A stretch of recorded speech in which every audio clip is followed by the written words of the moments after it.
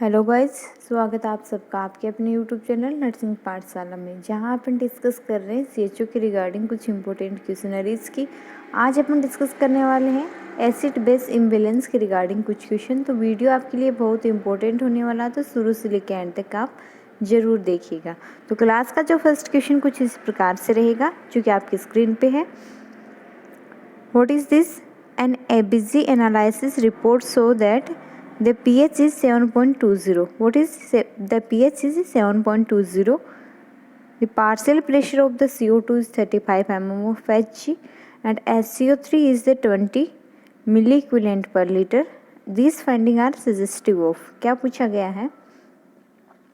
आपके पास में एक एबीजी एनालिसिस की रिपोर्ट दे रखी है। एबीजी क्या होता है?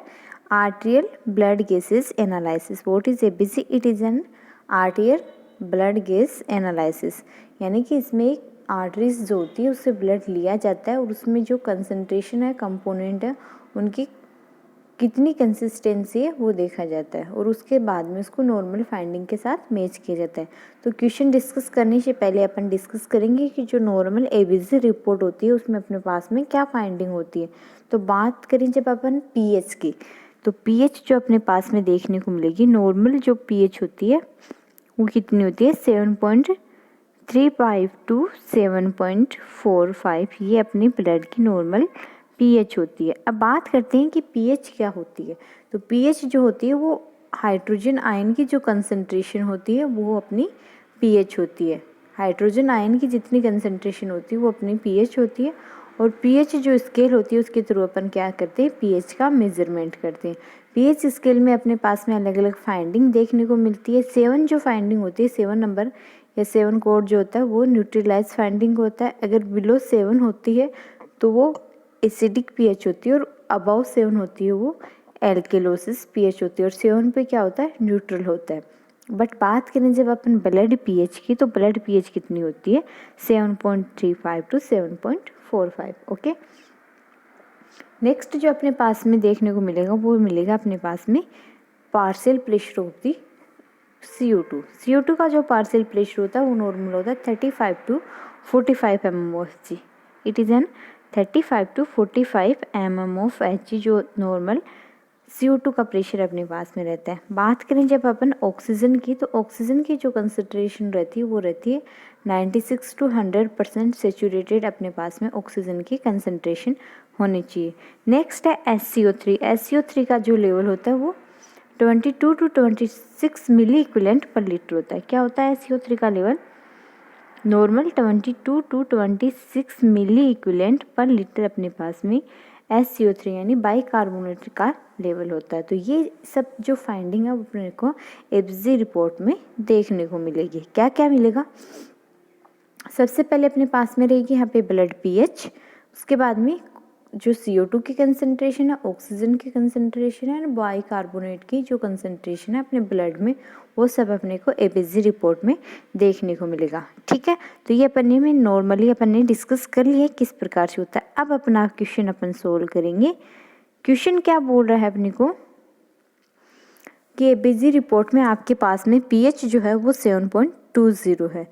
7.20 है, यानी अपन ने अभी बात की है कि ब्लड पीएच अपने पास में कितनी होनी चाहिए? नॉर्मली 7.35 टू 7.45, ये नॉर्मल रेंज होती है जो ब्लड पीएच होती है इसकी। क्वेश्चन में अपने पास में दे रखा है कि पीएच आपके पास में कितनी है? 7.20। तो 7.20 पीएच वो अपने को क्या डिनोट कर रही है यहाँ पे कि जो कंडीशन है वो क्या है? फर्स्ट एसिडिक कंडीशन है। ठीक है, पीएच को देख के अपन क्या आइडेंटिफाई कर सकते हैं कि ये पीएच जो है वो तो मैम 7.35 से कम है, यानी कि अपने पास में एसिडिक पीएच थे।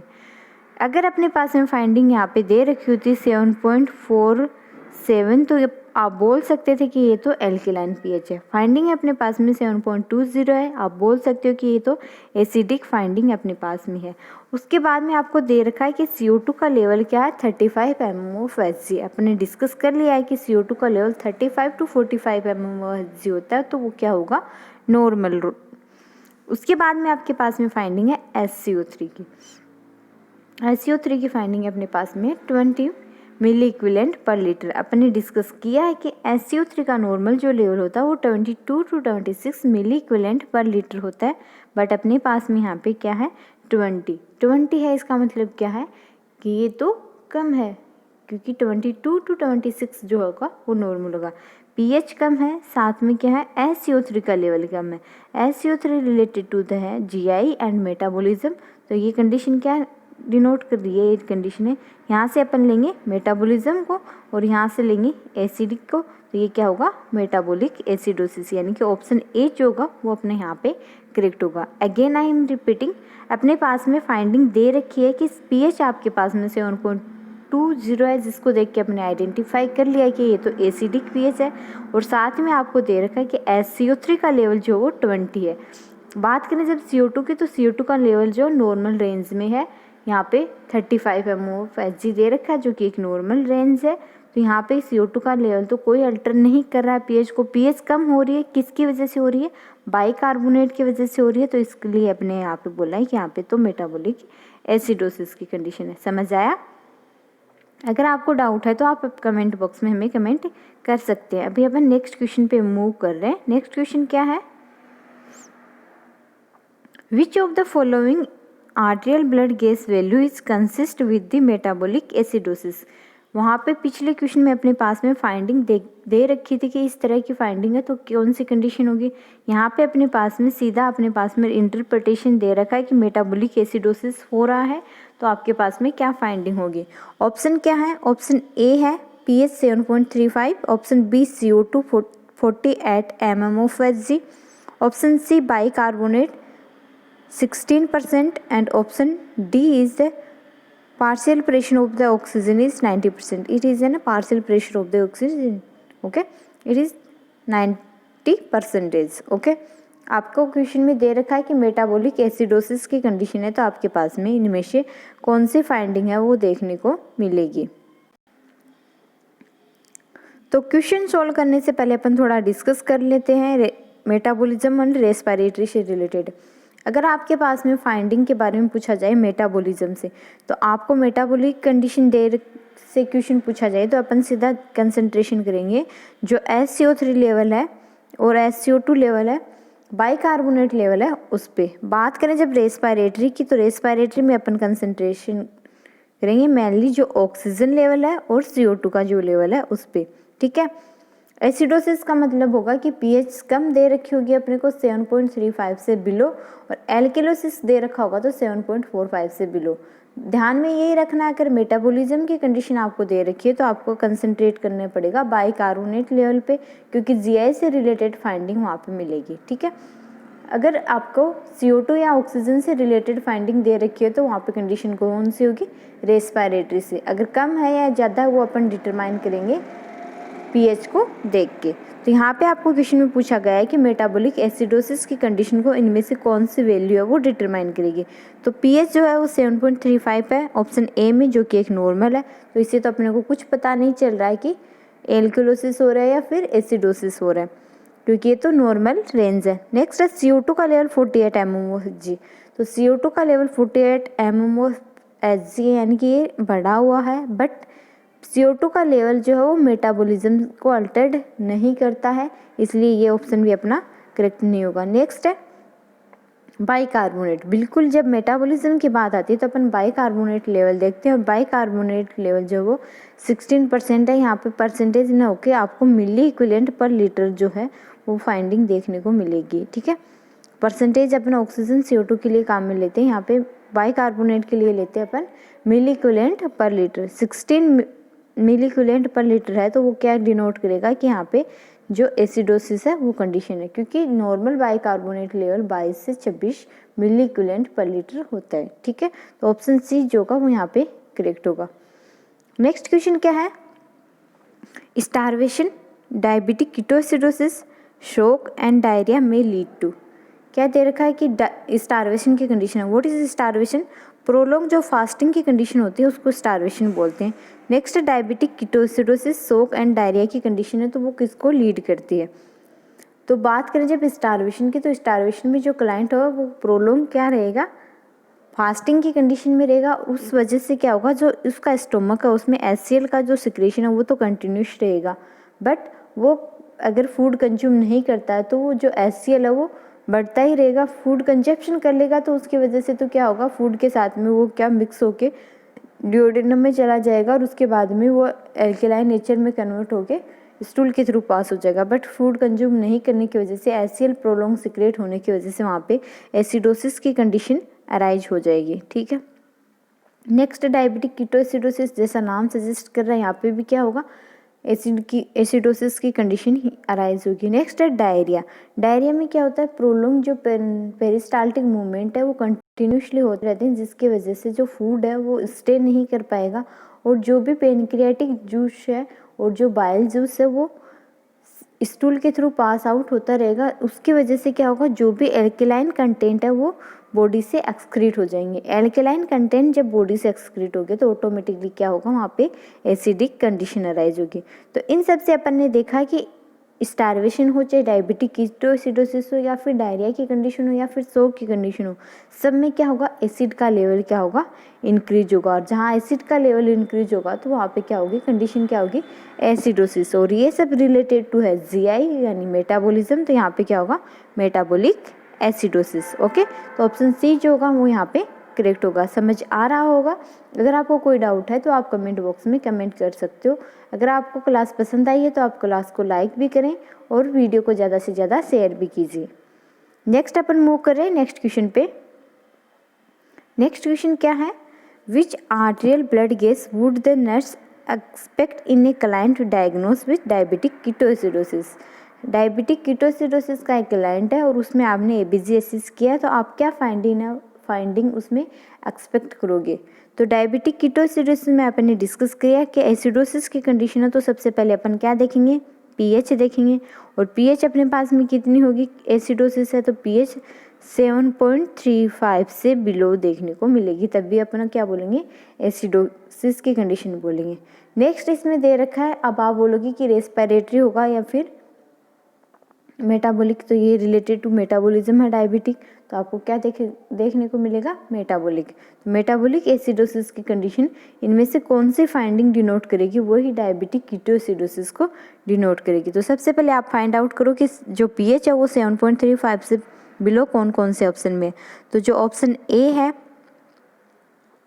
उसमें से pH है वो 7.34 है और जो ऑप्शन D है उसमें भी pH 7.30, यानी ये दोनों कंडीशन जो है वो डिनोट कर रही हैं pH क्या है, बिलो 7.35 है। बट नेक्स्ट अपन मूव करेंगे किसके पास में, SCO3 के पास, क्योंकि अपने पास में मेटाबॉलिज्म से रिलेटेड है कंडीशन, तो अपने को CO2 या ऑक्सीजन का कंसंट्रेशन उस पर फोकस नहीं करना है, सीधा SCO3 के लेवल पे फोकस करना है। और SCO3 का लेवल अगर एसिडिक कंडीशन है तो क्या होगा, कम होगा। किससे कम होगा, 22 टू 26 से बिलो होगा, वही कंडीशन क्या होगी अपने पास में, एसिडिक कंडीशन होगी। तो ऑप्शन D जो है वो ही क्या है, बिलो 22 है, यानी 18 है, यानी बिलो 22 है, तो ये ही अपना क्या होगा, करेक्ट ऑप्शन होगा।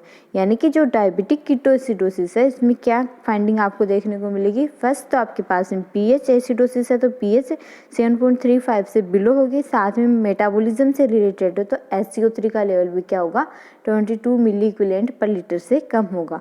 तो ऑप्शन D जो है वो यहाँ पे करेक्ट मैच हो रहा है और यही कंडीशन क्या है, डायबिटिक कीटोएसिडोसिस को डिनोट करती है अच्छे से।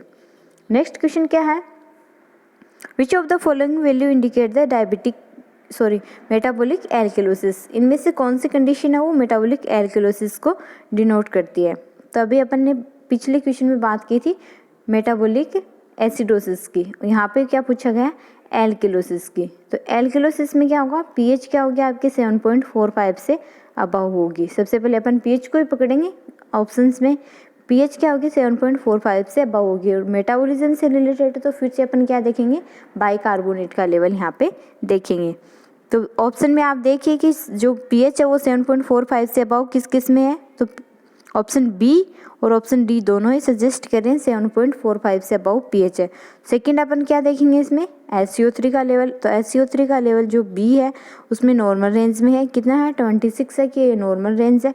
बट ऑप्शन D में क्या है, 36 है, जो कि नॉर्मल रेंज में न होकर ज़्यादा है। तो ये कंडीशन क्या होगी आपकी, एल्केलोसिस की कंडीशन होगी। तो ऑप्शन डी जो है वो यहाँ पे करेक्ट होगा। बाकी सभी ऑप्शन को आपने एलिमिनेट यहाँ पे कर दिया है। उम्मीद कर रही हूँ कि आपको समझ आ रहा है। फिर भी आपको कोई डाउट है तो आप हमें कमेंट बॉक्स में कमेंट कर सकते हो।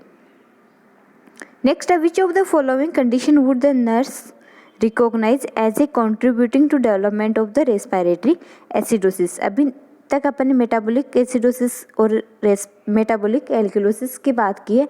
यहाँ क्वेश्चन पूछा गया है रेस्पिरेटरी एसिडोसिस की। तो रेस्पिरेटरी एसिडोसिस या एल्कलोसिस की बात होगी तो वहाँ अपन क्या देखेंगे, सीधा CO2 का लेवल और ऑक्सीजन का लेवल देखेंगे। यहाँ अपन बाइकार्बोनेट का लेवल नहीं देखेंगे, सिर्फ CO2 और ऑक्सीजन का लेवल है उसको डिटरमाइन करके ब्लड pH को देख के कंडीशन को आइडेंटिफाई करेंगे। कैसे, अगर pH कम है तो एसिडिक होगी और ज़्यादा होगी तो एल्कलोसिस होगी, ये सबको पता है। साथ में CO2 का लेवल जितना ज़्यादा बढ़ेगा उतनी ज़्यादा क्या होगी, जो एसिडिक कंडीशन है वो बढ़ेगी। अगर CO2 बॉडी में ज़्यादा होगा तो कंडीशन कौन सी होगी, एसिडोसिस की कंडीशन होगी। आपको याद यही रखना है कि CO2 का लेवल अगर बॉडी में इंक्रीज हो रहा है तो वहाँ पे एसिडिटी भी उतनी ही ज़्यादा बढ़ेगी, एसिडोसिस की कंडीशन उतनी ही ज़्यादा होगी। तो आपको क्वेश्चन में पूछा गया है कि रेस्पिरेटरी एसिडोसिस की कंडीशन इनमें से कौन से जो डिजीज कंडीशन है या कौन से फैक्टर में देखने को मिलेगी। ऑप्शन ए है emphysema, option b hyperventilation, option c diarrhoea, option d एचाल्जिया। तो CO2 का लेवल जब बढ़ेगा तब भी क्या होगा, एसिडोसिस की कंडीशन अराइज होगी। तो इन चारों ऑप्शन में जो एम्फाइसीमा है उसी में CO2 का लेवल क्या होगा, बढ़ा हुआ मिलेगा, क्योंकि एम्फाइसीमा है वो डिजीज कंडीशन है रेस्पिरेटरी सिस्टम की, जिसमें क्या होगा, CO2 का रिटेंशन होगा, रिटेंड करेगी CO2 बॉडी के अंदर और उसकी वजह से उसका प्रेशर जो होगा वो बढ़ेगा और वो कंडीशन क्या डिनोट करेगी, एसिडोसिस की कंडीशन को डिनोट करेगी। बाकी सारे ऑप्शन की बात करें तो हाइपर वेंटिलेशन में क्या होगा, ऑक्सीजन का लेवल बढ़ेगा ना कि CO2 का। और डायरिया और एचाल्जिया वो तो रिलेटेड टू द मेटाबॉलिज्म है, यहाँ पे रेस्पिरेटरी में उनका रोल नहीं होता। तो ये तो दो ऑप्शन तो अपने आप ही रॉन्ग हो जाएंगे। और हाइपर वेंटिलेशन में ऑक्सीजन का कंसंट्रेशन बढ़ेगा तो वहाँ पे क्या होगा, एल्कलोसिस होगा ना कि एसिडोसिस होगा। तो ऑप्शन ए जो एम्फाइसीमा है उसमें क्या होगा, CO2 का रिटेंशन होगा और उसकी वजह से आपको एसिडोसिस यहाँ पे देखने को मिलेगा। ठीक है, नेक्स्ट क्या है, a nurse plan care for a client with COPD knowing that a client is most likely to experience what type of the acid base imbalance। क्या है, एक नर्स है वो प्लान कर रही है COPD के क्लाइंट के लिए और आपको मोस्टली कौन से जो एसिड इम्बेलेंस है उस पर फोकस करना होगा यहाँ पे। तो COPD का जो क्लाइंट होगा उसमें आपको क्या देखने को मिलेगा, CO2 का रिटेंशन, क्योंकि COPD में आपको दो डिजीज कंडीशन देखने को मिलेगी। फर्स्ट है chronic bronchitis and second is emphysema.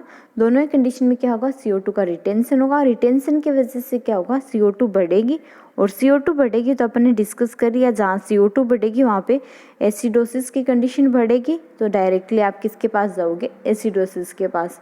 और ये रिलेटेड टू द रेस्पिरेटरी, तो आपको क्वेश्चन ऑप्शन कौन सा सही होगा, रेस्पिरेटरी एसिडोसिस। तो ऑप्शन नंबर ए है वो आपका यहाँ पे करेक्ट हो जाएगा कि मैम अगर COPD का क्लाइंट है तो वहाँ पे सबसे ज़्यादा चांसेस रहेंगे रेस्पिरेटरी एसिडोसिस डेवलप होने के। समझ आया। नेक्स्ट क्या है, in case of the respiratory acidosis there is increase level of. तो डायरेक्टली आप बोल सकते हो कि अगर रेस्पिरेटरी एसिडोसिस है तो वहाँ पे डायरेक्टली CO2 का लेवल क्या होगा, इंक्रीज होगा। फाइंडिंग की अपन बात करें तो मोर देन 45 mmHg अगर होगा तो वो क्या होगा, एसिडोसिस की कंडीशन होगी। तो ऑप्शन ए जो होगा वो करेक्ट होगा। ठीक है, नेक्स्ट क्वेश्चन क्या है, इन ए ABG report pH is 7.3, partial pressure of the oxygen is 70, oxygen concentration is 80% and SCO3 is 24, it represent. क्या दे रखा है कि pH क्या है, 7.3 है, कितनी है, 7.3 है, CO2 70 है, ऑक्सीजन 80 है, SCO3 24 है। तो ये कौन सी कंडीशन है, तो सबसे पहले अपन pH को उठाएंगे। pH आपके पास में 7.3 है, लेकिन 7.3 के ऊपर आपको कोई फाइंडिंग नहीं दे रखी कि 7.35 है कि 2 है कि 0 है, ये अपने पास में नहीं है। तो नेक्स्ट अपन किसको उठाएंगे, ऑक्सीजन के कंसंट्रेशन को और CO2 के कंसंट्रेशन को। CO2 का कंसंट्रेशन 70 है, जिसको देख के आप बोल सकते हो कि CO2 का कंसंट्रेशन अगर 70 हो तो वो एसिडोसिस की कंडीशन को लीड करेगा। क्योंकि CO2 जितनी बढ़ेगी एसिडिटी उतनी ही बढ़ेगी। तो ये कौन सी कंडीशन होगी यहाँ पे, एसिडोसिस की कंडीशन होगी। और CO3 का लेवल जो नॉर्मल रेंज में है तो आप इजीली आइडेंटिफाई कर सकते हो कि CO3 तो नॉर्मल है, यानी मेटाबॉलिज्म की वजह से तो पीएच यहाँ पे अल्टर नहीं हुई है। किसकी वजह से हुई है, रेस्पायरेशन की वजह से हुई है, क्योंकि रेस्पायरेटरी स्टेटस अल्टर्ड है, क्योंकि ऑक्सीजन और CO2 का कंसंट्रेशन है वहाँ पे अल्टर्ड है। तो सीधा आप बोल सकते हो कि यहाँ पे रेस्पायरेटरी जो एसिडोसिस की कंडीशन है अराइज हुई है, क्योंकि SCO3 तो बिल्कुल नॉर्मल रेंज में है। तो मेटाबॉलिज्म से रिलेटेड तो यहाँ पे पीएच में चेंजमेंट नहीं हुआ है, रेस्पायरेटरी से रिलेटेड चेंजमेंट हुआ। तो सीधा आप बोल सकते हो यहाँ पे रेस्पायरेटरी एसिडोसिस है, क्योंकि पीएच जो है वो कम हुई है, साथ में CO2 का लेवल यहाँ पे बढ़ा है। तो ये तो रेस्पायरेटरी एसिडोसिस की कंडीशन होगी, ठीक है। नेक्स्ट है the artery blood gas that is most suggestive of the respiratory acidosis. ABG report में आपको रेस्पायरेटरी एसिडोसिस है वो कौन सी कंडीशन सजेस्ट कर सकती है। तो अपन अभी तक यही डिस्कस कर रहे हैं कि पीएच अपने पास में कम होगी, साथ में CO2 का कंसंट्रेशन बढ़ा हुआ है, तो आंख मीच के आप बोल देना कि ये तो क्या हो गया, एसिडोसिस होगा। साथ में आपको पीएच बढ़ी हुई मिलेगी और ऑक्सीजन का कंसंट्रेशन बढ़ा हुआ मिलेगा, तो आप बोल सकते हो कि ये तो एल्केलोसिस कंडीशन है। तो ऑप्शन ए जो है वो यहाँ पे सजेस्ट कर रहा है कि पीएच भी यहाँ पे कम हो रही है, 7.3 है, और ऑक्सीजन है वो 50 है। नॉर्मली 35 to 45 होती है, लेकिन यहाँ पे 50 दे रखा है, यानी CO2 का लेवल बढ़ा हुआ है। तो आप डायरेक्टली बोल सकते हो कि ये ही कंडीशन क्या होगी, रेस्पायरेटरी एसिडोसिस की कंडीशन होगी। बाकी ऑप्शन बी में जो पीएच है वो बढ़ी हुई है, तो एसिडोसिस में पीएच बढ़ती नहीं है बल्कि कम होती है। नेक्स्ट ऑप्शन सी जो है उसमें ऑक्सीजन की कंसंट्रेशन का कोई रोल, ऑक्सीजन या CO2 की कंसंट्रेशन का कोई ऑप्शन नहीं है, तो रेस्पायरेटरी से रिलेटेड ये नहीं है, ये मेटाबॉलिज्म से रिलेटेड ऑप्शन है दोनों ही। तो ये ऐसे ही एलिमिनेट हो जाएंगे, ठीक है। नेक्स्ट क्या है, which are analysis into report of the ABC. ABC के अंदर आप किस किस का एनालिसिस करते हो। तो अपन ने डिस्कस कर लिया है कि अपन इसमें बाइकार्बोनेट लेवल देखते हैं, साथ में क्या देखते हैं, ऑक्सीजन की कंसंट्रेशन या फिर partial pressure of the oxygen and partial pressure of the CO2 के साथ में पीएच देखते हैं। तो ऑप्शन सी जो होगा यहाँ पे करेक्ट होगा कि एबीसी रिपोर्ट में अपन SCO3 का लेवल, ऑक्सीजन का कंसंट्रेशन, CO2 का कंसंट्रेशन और पीएच देखते हैं, ठीक है। नेक्स्ट क्वेश्चन क्या है, A 3-year-old child is hospitalized for the persistent vomiting. Nurse monitor for the child.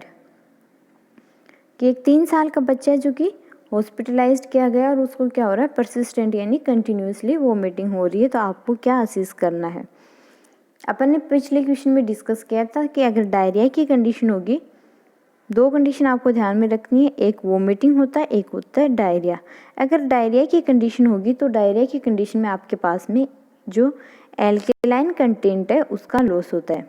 अगर एल्केलाइन कंटेंट का लॉस होगा तो उसकी वजह से कंडीशन क्या होगी, एसिडिक होगी। एल्केलाइन कंटेंट अगर बॉडी से लॉस होंगे तो उसकी वजह से एसिडिक कंडीशन अराइज होगी। बट वोमिटिंग में क्या होता है, जो एक्सपेल आउट होता है वो क्या होता है, HCl होता है। बॉडी से सीधा एक्सपेल आउट होता है HCl, और HCl अगर बॉडी से एक्सपेल आउट होगा यानी कि एसिड बॉडी से निकलेगा तो कंडीशन क्या बचेगी यहाँ पे, एल्केलाइन। तो जो वोमिटिंग है और डायरिया एक दूसरे के अपोजिट वर्क करते हैं। डायरिया में लॉस होता है एल्केलाइन कंटेंट का और उसकी वजह से एसिडिटी बढ़ेगी, यानी कि वहाँ पे कंडीशन क्या होगी, मेटाबॉलिक एसिडोसिस। बट वोमिटिंग में HCl का लेवल है वो कम होगा, यानी वोमिट जब करेगा, जब वोमिटस आएगा उसकी वजह से HCl स्टोमक से बाहर आ जाएगा माउथ के थ्रू, और उसकी वजह से वहाँ पे कंडीशन क्या होगी, एल्केलाइन रहेगी। एसिड निकल जाएगा तो बचेगा क्या, एल्केलाइन, तो वहाँ पे कंडीशन क्या होगी, एल्केलाइन। तो यहाँ पे मेटाबॉलिक एल्केलोसिस होगा। क्वेश्चन में यही पूछा गया है कि परसिस्टेंट वोमिटिंग हो रही है, कंटिन्यूसली वोमिटिंग हो रही है, तो उसकी वजह से कंडीशन कौन सी होगी, तो उसकी वजह से कंडीशन कौन सी होगी, एल्केलोसिस। और रिलेटेड टू GI या मेटाबॉलिज्म से रिलेटेड तो मेटाबॉलिक एल्केलोसिस आपको कंटिन्यूस वोमिटिंग में देखने को मिलेगा। समझ आया, दोनों कंडीशन आपने अच्छे से यहाँ पे डिस्कस कर लिए हैं। बाकी अपन नेक्स्ट क्वेश्चन में एलोबरेटली फिर से डिस्कस कर लेंगे इनके बारे में। नेक्स्ट क्वेश्चन क्या है, when an infant vomiting is uncontrolled it is most important for nurse to assist for which complication. यहाँ पे कॉम्प्लिकेशन पूछा गया है, सेम ही क्वेश्चन है, क्वेश्चन को घुमा के पूछा गया है।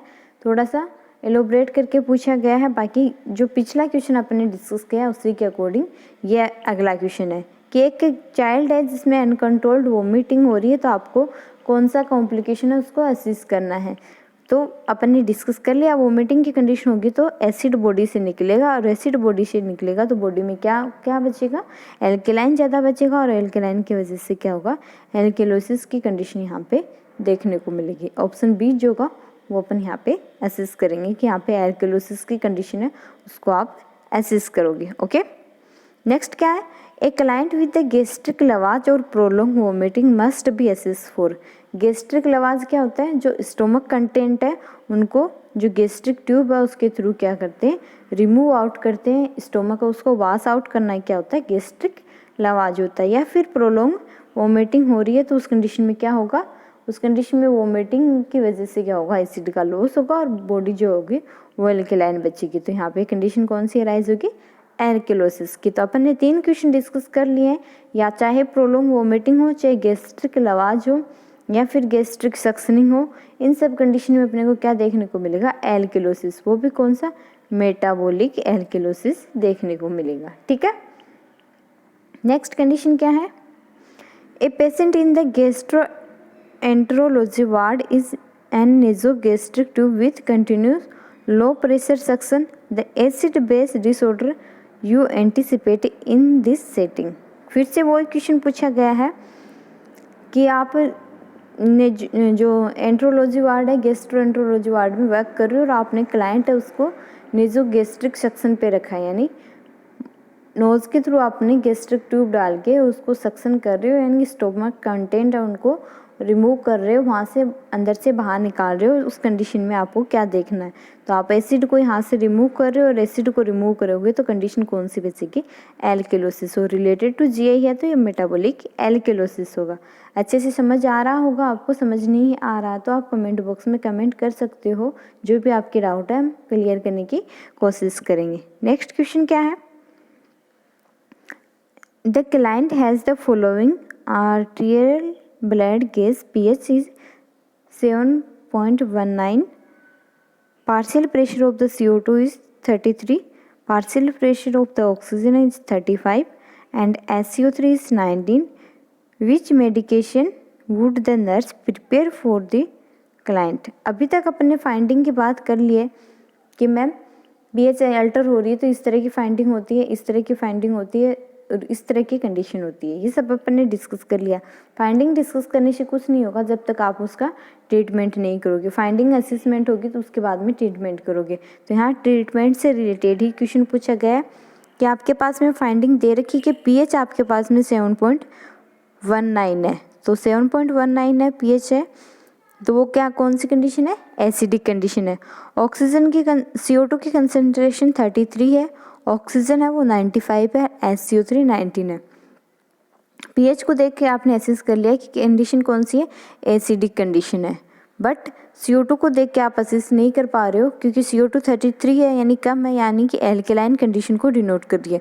तो अपन किसके पास जाएंगे, SCO3 के पास में। हाँ बिल्कुल, SCO3 यहाँ पे आपको डिनोट कर रहा है कि ये 19 है, और 19 है तो इसकी वजह से आप इजीली बोल सकते हो कि यहाँ पे एसिडिक कंडीशन जो अराइज हो रही है वो SCO3 की वजह से हो रही है, और ये क्या है, मेटाबॉलिक एसिडोसिस की कंडीशन है, यानी कि यहाँ पे बाइकार्बोनेट आयन कम है।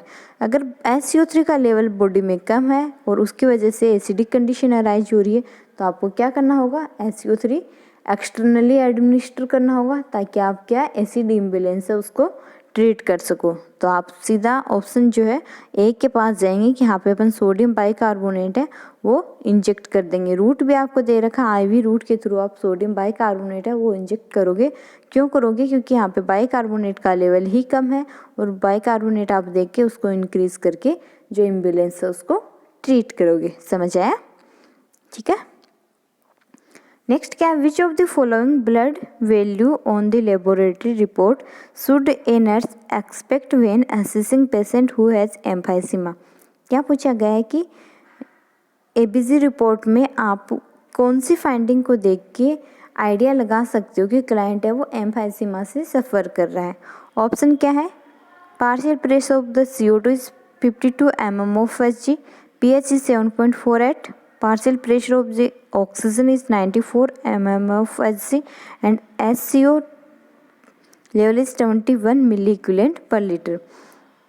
तो आपको एम्फाइसीमा की कंडीशन दे रखी है। एम्फाइसीमा में आप सभी जानते हो CO2 का रिटेंशन होता है और CO2 का रिटेंशन होने की वजह से कंडीशन कौन सी होगी, रेस्पिरेटरी एसिडोसिस की। तो आप डायरेक्टली CO2 के लेवल को देख के असेस कर सकते हो कि यहाँ पे CO2 का लेवल कितना दे रखा है, 52 mm of Hg, यानी CO2 का लेवल बढ़ा हुआ है और वही कंडीशन किसको इंडिकेट करेगी, एम्फाइसीमा की। तो ऑप्शन ए जो होगा वो यहाँ पे आपका करेक्ट हो जाएगा। कि फाइंडिंग देख के आप बता सकते हो कि यहाँ पे CO2 है उसका लेवल बढ़ा हुआ है, CO2 का लेवल एम्फाइसीमा में रिटेंशन की वजह से बढ़ता है और ये आपका ऑप्शन करेक्ट हो जाएगा। ठीक है, नेक्स्ट क्वेश्चन क्या है, injection sodium bicarbonate should not mix with. Sodium bicarbonate अपन ने कब इंजेक्ट किया था, जब क्लाइंट है वो सफ़र कर रहा था एसिडोसिस की कंडीशन की वजह से और उसमें अपन ने दिया था सोडियम बाइकार्बोनेट। इस क्वेश्चन में आपको पूछा गया है कि सोडियम बाइकार्बोनेट को आपको किसके साथ में मिक्स नहीं करना है। तो ऑप्शन ए है normal saline, option B 5% dextrose, option C calcium gluconate and option D RL।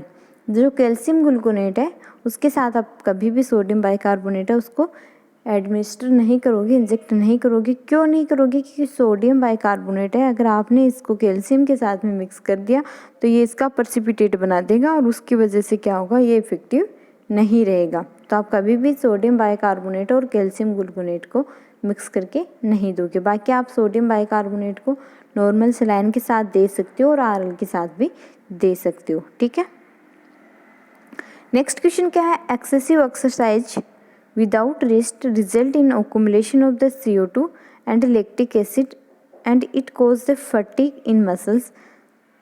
Therefore, nurse advise patient to। क्या कंटिन्यूसली कोई एक्सरसाइज कर रहा है और उसकी वजह से क्या हो गया, CO2 है वो रिटेंड हो गई है और लैक्टिक एसिड का फॉर्मेशन हो रहा है। तो आप क्लाइंट है उसको किसके लिए एनफोर्स करोगे या रिफोर्स करोगे। Option A sit and take rest, option B breathe in between exercise, option C sit and breathe, option D breathe deeply after exercise।